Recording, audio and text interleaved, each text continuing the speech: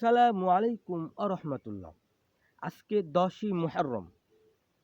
সুতরাং আজকের দিনে মাত্র 5টি আমল, 5টি না করলেও যদি দুটো আমল করতে পারি, 5টি মিলিয়ে দুটি আমল একত্র করে করতে পারলে আমাদের জীবনে কোনো অভাব হবে না।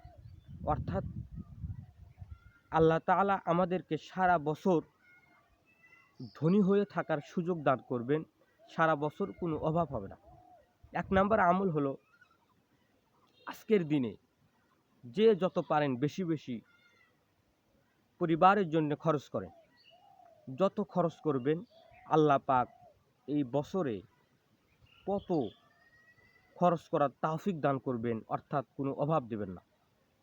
হাদিসের ভিতরে এসেছে, যেই ব্যক্তি 10ই মুহররম নিজ পরিবারের জন্য খরচ করবে তার সারা বছর কোনো অভাব হবে না।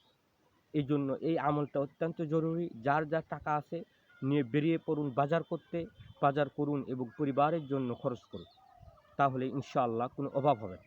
আর 2য় নম্বর হলো, বেশি বেশি আমল করুন। বিশেষ করে আজকের দিনে রোজা রেখে ইফতারের আগে যে দোয়া করবেন আল্লাহ তাআলা কবুল করবেন।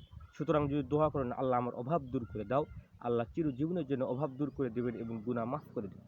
পাশাপাশি যদি 2 রাকাত করে 8 রাকাত নামাজ পড়া যায়, প্রত্যেক রাকাতের নামাজের পরে আল্লাহ পাকের কাছে দোয়া করবেন প্রতি 2 রাকাত নামাজ পড়ে, তাহলে আল্লাহ ইনশাআল্লাহ আমাদের অভাবকে চিরতরে দূর করে দিবে। আমরা 10ই মুহররম বসে না থেকে আমলগুলো করি এবং আমাদের জীবনকে সচ্ছল বানিয়ে নিই। ইনশাআল্লাহ আমরা ধনী হয়ে যাব। আল্লাহ আমাদের তৌফিক দান করুন।